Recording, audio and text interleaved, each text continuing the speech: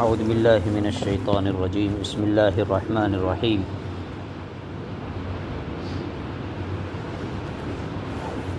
وجاءوا أباهم عشاء يبكون قالوا يا أبانا إنا ذهبنا نستبق وتركنا يوسف عند متاعنا فأكله الذئب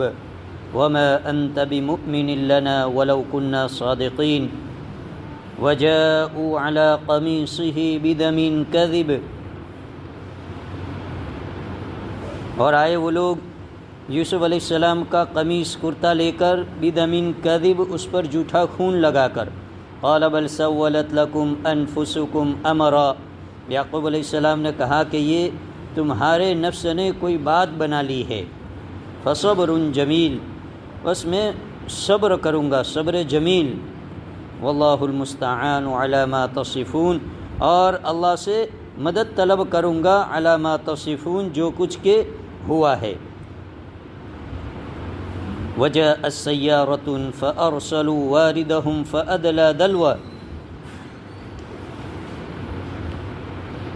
وجاء السيارة اور آیا ایک قافلہ فأرسلوا واردهم فأدلى دلوه اس نے بھیجا اپنے پانی لینے والے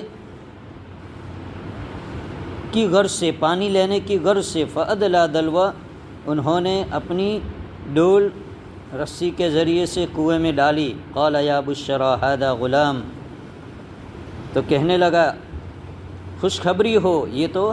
حسین و جمیل لڑکا ہے غلام لڑکا ہے وَأَسَرُّوهُ بِضَاعَةً اور اسے اپنے سامان میں چھپا لیا واللہ علیم بما یعملون اور اللہ تبارک و تعالی جاننے والا ہے جو کچھ کہ وہ کر رہے تھے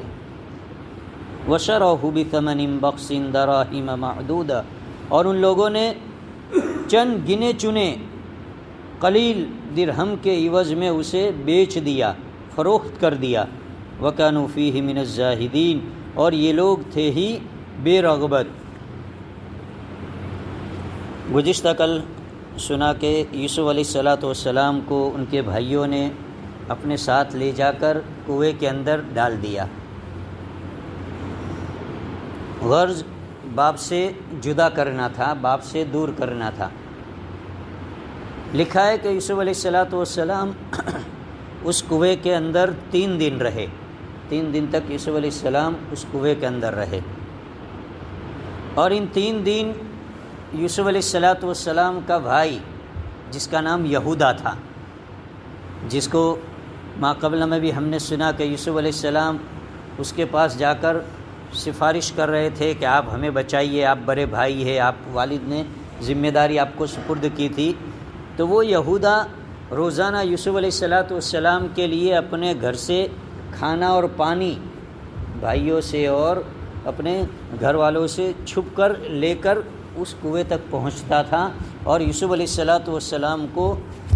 ڈول کے ذریعے سے رسی باندھ کر ڈول کے اندر وہ کھانا اور پانی رکھ کر یوسف علیہ السلام کو کنویں میں پہنچاتا تھا تاکہ یوسف علیہ السلام زندہ رہے انہیں بھوک نہ لگے انہیں پیاس نہ لگے یہ یہودا انہوں نے یوسف علیہ السلام کے ساتھ یہ رحم دلی کا معاملہ کیا تھا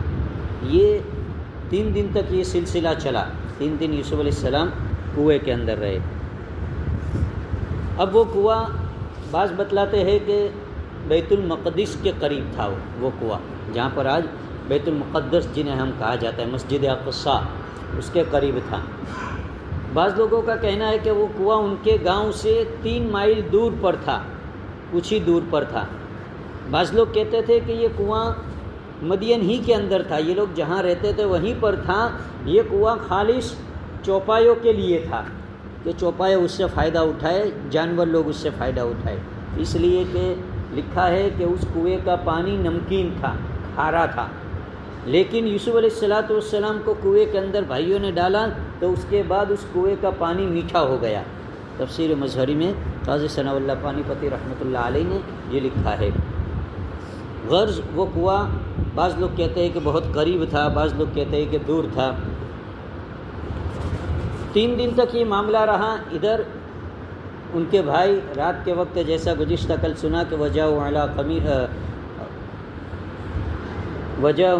وجاءوا اباهم عشاء یبکون رات کے وقت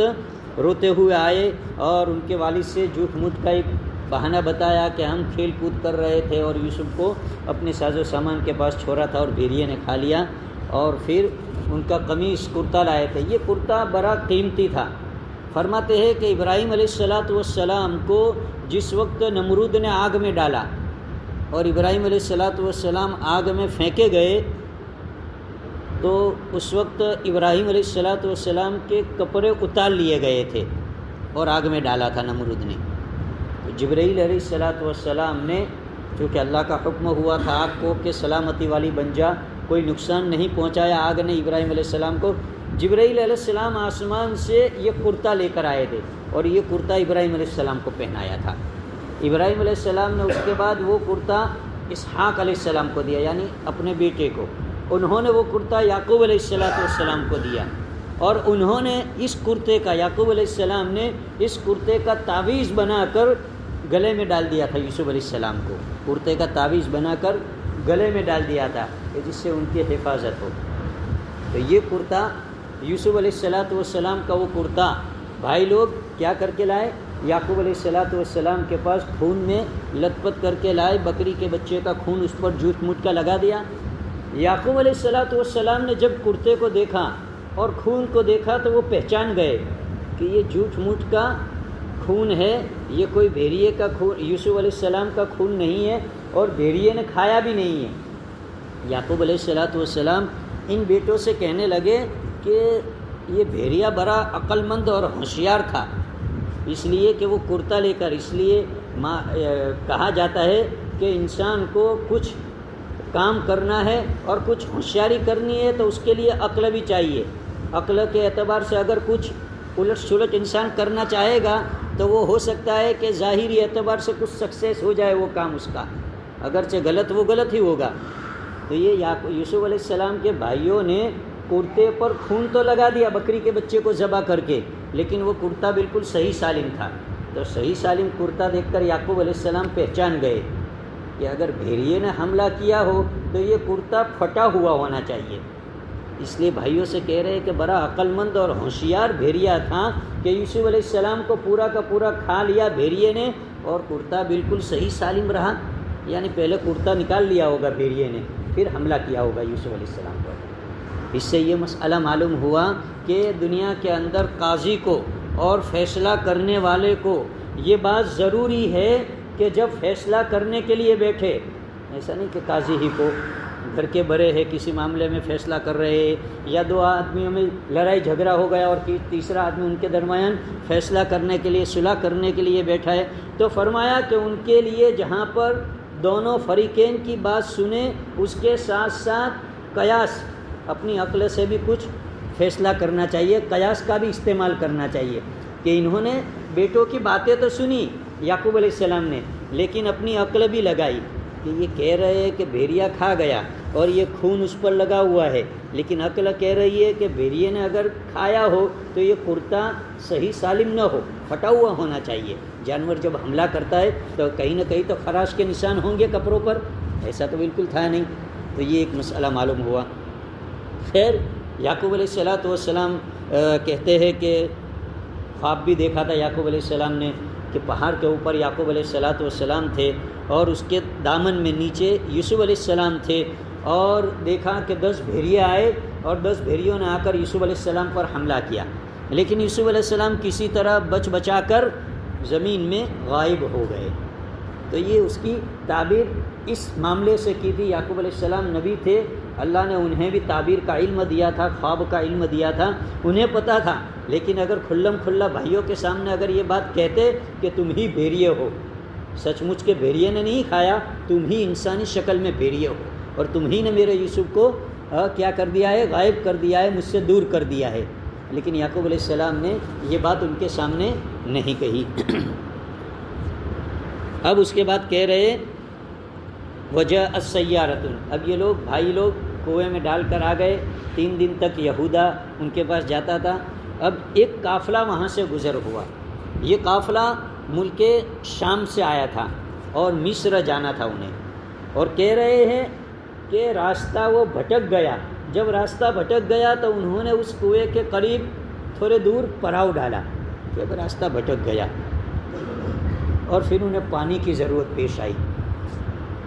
سیارہ کے معنی قافلے کے ہوتے ہیں، قافلہ ہوتا ہے، ٹولی جسے کہا جاتا ہے، گروہ جسے کہا جاتا ہے۔ فَأَرْسَلُوا وَارِدَهُمْ فَأَدْلَا، ادلا کہا جاتا ہے ڈول کو، ڈول اور رسے کو۔ اب یہ قافلے والے جب پراؤ ڈالا تو ان کو پانی کی ضرورت پیش آئی۔ دلوا کہا جاتا ہے کہ قافلے کے آگے کچھ انسان ہوتے، دو چار انسان کو قافلے والے اپنے آگے بھیجتے تاکہ ان کے لیے آگے کا انتظام کر لے کہ بھائی دیکھ لے پانی کہاں ہے، کیا چیز کی ضرورتیں ہے، کون سی چیز اچھی یہاں مہیا ہوگی، یہ ساری چیزوں کی وہ خبر گیری کر لیتے ہیں۔ تو قافلے والے رکے اور اس کے بعد پانی کی ضرورت پیش آئی تو کہا کہ بھائی پانی لے آؤ۔ تو پانی لینے کے لیے کون گیا تھا؟ فرماتے ان کا نام بتلایا جاتا ہے مالک بن دعبور، مالک نام بتلایا جاتا ہے۔ وہ پانی کی تلاش کے لیے نکلے تو دیکھا کہ کنواں ہے، اب اس کنویں میں انہوں نے ڈول ڈالی، رسی باندھ کر ڈول کو کنویں کے اندر ڈالا۔ جیسے ہی کنویں کے اندر ڈالا، یوسف علیہ السلام نے اسے قدرت کا کیا کہا، مدد سمجھا اللہ کی۔ یوسف علیہ السلام نے رسی کو پکڑ لیا، اب وہ کھینچی نہیں جاتی، جیسے ویسے کھینچ کر باہر نکالا تو دیکھا کہ قال یا بشرا، بشارت ہو، ہذا غلام، بہت ہی خوبصورت یہ تو لڑکا نکلا، ہم تو پانی لینے کے لیے آئے تھے، یہاں پر مالک نے کہا، اور یہ تو حسین و جمیل لڑکا نکلا۔ صحیح مسلم کی روایت ہے، اللہ کے نبی صلی اللہ علیہ وسلم فرماتے ہیں کہ میں معراج میں گیا تو یوسف علیہ السلام سے ملاقات ہوئی تو یوسف علیہ السلام کو اللہ نے اتنا حسن دیا تھا کہ جتنا حسن اللہ نے بنایا تھا اس میں سے آدھا یوسف علیہ السلام کو دیا تھا اور آدھا پوری کائنات پر اللہ نے تقسیم کیا۔ دنیا کے اندر انسانوں کو ہم دیکھتے ہیں کہ کتنا حسین و جمیل ہے، کتنا خوبصورت ہے، ہم دیکھتے ہیں نا کہ کتنا خوبصورت یہ انسان ہے، تو یہ دنیا، پوری دنیا کے اندر اللہ نے آدھا حسن تقسیم کیا ہے، اور اللہ کے نبی نے فرمایا آدھا حسن یوسف علیہ السلام کو دیا تھا، تو کتنے حسین و جمیل یوسف علیہ السلام ہوں گے۔ تو یہ مالک جو پانی لینے کے لیے گئے تھے، انہوں نے جب دیکھا کہ ڈول کے اندر تو ایک حسین و جمیل خوبصورت لڑکا نکلا، پہلے تو انہوں نے شور مچایا کہ خوشخبری ہو، پھر سمجھے کہ اگر زیادہ شور مچایا جائے گا اور زیادہ ہلہ کرا جائے گا تو اور لوگوں کو بھی پتہ چل جائے گا، اس لیے کہہ رہے وَأَسَرُّوهُ بِضَاعَةً، اسے چھپا دیا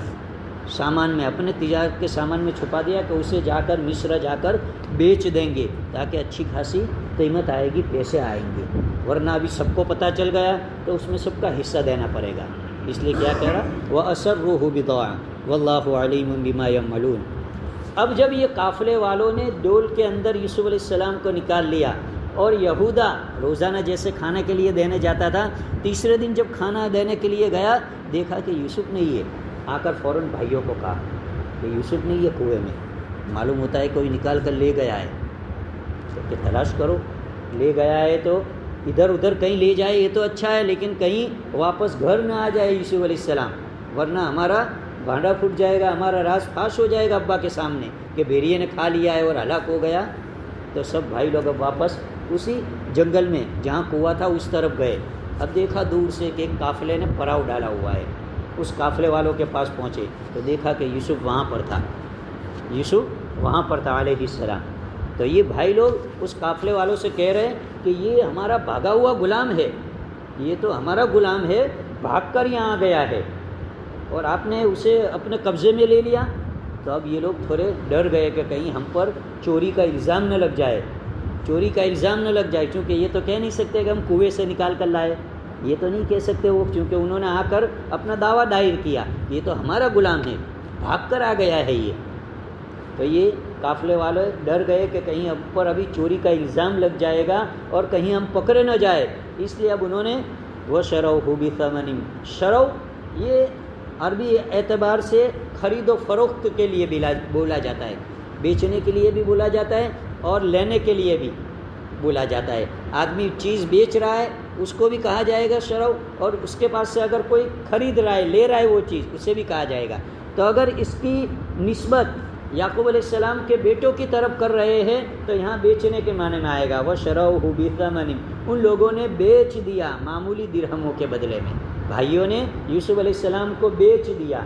اور اگر اس شرو کی نسبت قافلے والوں کی طرف کریں گے تو خریدنے کے معنی میں آئے گا کہ انہوں نے خرید لیا یوسف علیہ السلام کو معمولی درہم کی بدولت، معمولی درہم کے عوض میں، معمولی پیسوں کے عوض میں۔ تب وہ قافلے والوں نے بات چیت شروع کی کہ اچھا چلو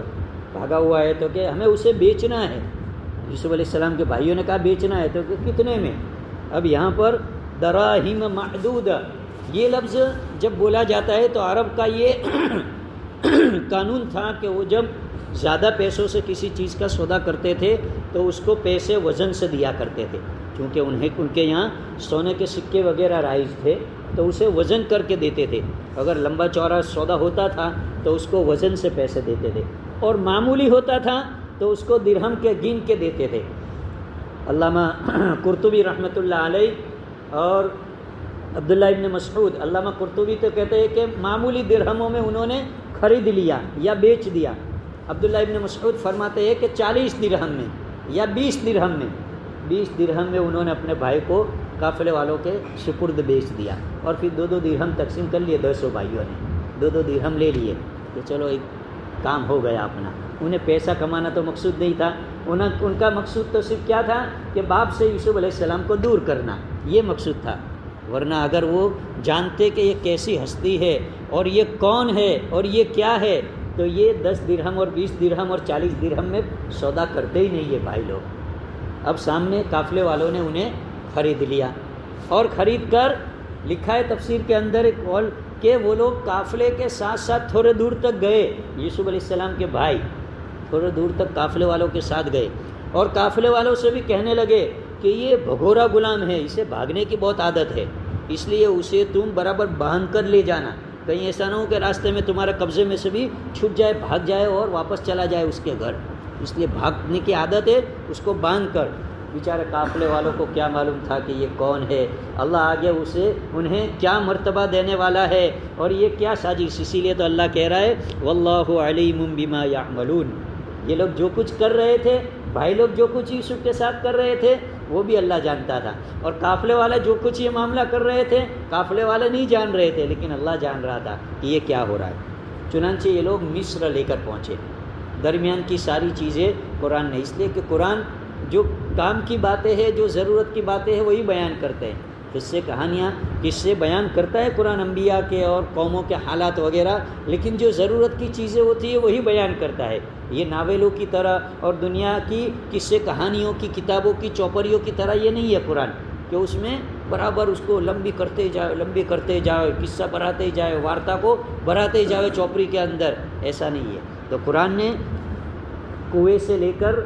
مصر تک کا جو سفر تھا ان تمام کو ختم کر دیا کہ کہاں کافر انہوں نے، قافلے والوں نے راستے میں پڑاؤ ڈالا اور پھر کیا ہوا کیا نہیں، اس بات سے قرآن خاموش ہے، یہ باتیں قرآن بیان نہیں کر رہا۔ آگے کہہ رہے ہیں اب یہ لوگ پہنچ رہے مصر پہنچ رہے، یہ لوگ یوسف علیہ السلام کو انہوں نے مصر جا کر فروخت کیا، شام سے، ملک شام سے لے کر نکلے اور مصر گئے، چونکہ یہ قافلہ مصر ہی جانے والا تھا۔ تو یہ اللہ تبارک و تعالیٰ کی ایک حکمت عملی تھی کہ ان قافلے والوں کو راستہ بھٹکوا دیا، یہ لوگوں کا کہنا، ورنہ اللہ کی حکمت تھی کہ وہ قافلے والوں کو یہاں پر انہوں نے پہنچایا اپنے یوسف کی حفاظت کے لیے، کہ وہ قافلے والے پانی نکالیں گے، یوسف کو نکالیں گے، اسے لے جائیں گے مصر جا کر بیچیں گے، وہاں اس کا ایک مقام ہوگا، یوسف علیہ السلام کا ایک مقام ہوگا ان کا۔ یہ اللہ کی حکمتیں تھیں، اللہ کی مصلحتیں تھیں، لیکن لوگوں کو پتہ نہیں تھا، اس لیے لوگ کہہ رہے تھے کہ قافلہ راستہ بھول گیا، اس لیے وہاں پر رکا اور یہ کنویں سے پانی نکالنے کے لیے آیا۔ اب یہ قافلہ مصر پہنچ رہا ہے، اب مصر جانے کے بعد یوسف علیہ السلام کو بیچ رہے، انشاءاللہ وہ باتیں آئندہ کل سنیں گے۔ روزے کی حالت میں اگر انسان نے دانت پروایا، تکلیف ہوئی یا ڈار پروائی، جس کی وجہ سے انسان کی دانت یا ڈار پروانے کے بعد خون نکلا روزے کی حالت میں، یا دانت ڈار نہیں پروائی لیکن ایسے ہی کسی وجہ سے انسان کے منہ کے اندر لوئی نکلا اور لوئی اتنا سارا ہو گیا کہ وہ تھوک کے ساتھ مل گیا تو تھوک کا جو سفید کلر ہوتا ہے وہ لال میں تقسیم ہو گیا، لال ہو گیا بالکل، کہ اب آدمی اسے دیکھے یا باہر نکالے تو کوئی کہے نہیں کہ یہ تھوک ہے، بلکہ یہی کہے کہ خون ہے۔ اب اتنا تغیر ہو گیا، بالکل لال ہو گیا اور وہ انسان نگل گیا پیٹ کے اندر، تو اس کا روزہ ٹوٹ جائے گا۔ لال ہو گیا، وہ تھوک میں مل گیا، خون نکلا منہ کے اندر، چاہے دانت سے نکلا، ڈار سے نکلا، اور وہ تھوک کے اندر مل گیا اور اس کا رنگ بالکل لال ہو گیا وہ تھوک کا بھی، اور انسان اسے نگل گیا تو روزہ، ورنہ ویسے ہی تھوک گلنے سے روزہ نہیں ٹوٹتا، بار بار تھوکنا بھی نہیں چاہیے۔ بعضوں کی عادت ہوتی ہے کہ روزہ رکھ کر بار بار تھوکنے جاتے، بار بار تھوکتے، بار بار تھوکنا بھی نہیں چاہیے، اسے نگل بھی جائے گا تھوک کو انسان تو اس سے روزے میں کوئی خرابی نہیں آئے گی، کوئی کراہت نہیں ہے روزے کی حالت میں۔ اس لیے فقہاء نے لکھا ہے کہ روزے کی حالت میں انسان کو سخت ضرورت ہو تب ہی جا کر دانت یا ڈار پروائے، سخت ضرورت ہو تب، ورنہ انسان اگر برداشت کر سکتا ہے تو اسے افطاری تک برداشت کر کے افطاری کے بعد اسے پروائے، اگر پروانے کی ضرورت ہے۔ اس لیے کہ دانت یا ڈار پروانے کے بعد خون کا نکلنا یقینی ہے،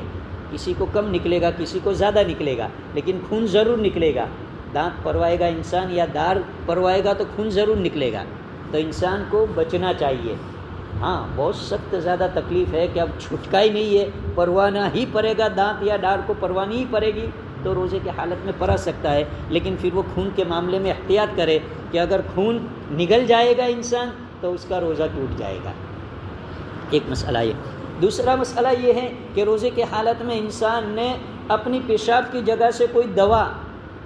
داخل کروائی، کسی وجہ سے کوئی دوا اپنی پیشاب کی جگہ سے داخل کروائی اور وہ پیشاب کی تھیلی تک پہنچ گئی تو انسان کا روزہ ٹوٹ جائے گا۔ پیشاب کی جگہ سے مرد نے کوئی دوا وغیرہ داخل کروائی اور پیشاب کی تھیلی تک پہنچ گئی تو اس کا روزہ ٹوٹ گیا۔ اسی طرح عورت نے اپنی پیشاب کی جگہ میں کوئی دوا ڈالی یا کوئی تیل وغیرہ ڈلوایا تو اس سے عورت کا روزہ بھی ٹوٹ جائے گا۔ عورت کو روزے کی حالت میں اگر حیض آ گیا، ماسک پیریڈ جو آتا ہے عورتوں کو بالغ ہونے کے بعد، اگر وہ آ گیا تو اس سے بھی عورت کا روزہ ٹوٹ جائے گا، بعد میں اسے قضا کرنی پڑے گی، صرف قضا کرنی پڑے گی۔ حیض کی حالت کے اندر عورت کے جتنے روزے جائیں گے 3 دن سے کم از کم 3 دن اس کی مدت بتائی جاتی ہے، 3 4 5 دن عورت کی جو عادت ہوگی، ہر ماہ اسے ایک پیریڈ کا خون آتا ہے، اس میں اگر رمضان کے مہینے میں یہ مسئلہ آیا تو عورت کے جتنے روزے گئے اس حالت میں اتنے روزے کی رمضان کے بعد اس عورت کو قضا کرنی پڑے گی۔ نماز کی قضا نہیں ہے عورت کو، حیض کی حالت میں عورت پر نماز اللہ نے معاف کر دی ہے، چونکہ رمضان تو سال میں ایک مرتبہ آتا ہے، 12 مہینے میں ایک مرتبہ آتا ہے، تو وہ 5 دن 7 دن 10 دن 3 دن یہ روزے چلے گئے تو اس کا پورے سال میں رکھنا آسان ہو جائے گا، اور نماز روزانہ ہے۔ اب ہر مہینے عورت کو 5 دن 7 دن 10 دن جو اپنی طبیعت کے اعتبار سے جو خون آ رہا ہے حیض کا پیریڈ کا، تو اب ہر مہینے اتنی نمازیں قضا ہوگی تو عورت کو پڑھنا پڑے گی، تو یہ دشوار ہو جائے گا۔ اس لیے اللہ نے عورتوں پر نمازیں معاف کر دی حیض کی حالت میں کہ اس کی قضا نہیں پڑھنی۔ روزہ گیا ہے تو پورا دن عورت نے روزہ رکھا، صبح صادق سے لے کر افطار کے وقت تک، افطار میں آدھی منٹ کی دیر تھی اور عورت کو اگر وہ حیض آ گیا، پیریڈ کا خون آ گیا تو اس دن کا عورت کا روزہ ٹوٹ جائے گا، آدھی منٹ کی دیر ہو تب بھی، ایسا نہیں کہ پورا دن رکھا تھا روزہ اب آدھی منٹ ہے کوئی بات نہیں چل جائے گا، نہیں چلے گا، اس روزے کی اسے بعد میں قضا کرنی پڑے گی۔ اللہ عمل کی توفیق عطا فرمائے۔ سبحان اللہ و بحمدہ، سبحانک اللہم و بحمدک، اشہد ان لا الہ الا انت، استغفرک و نتوب الیک۔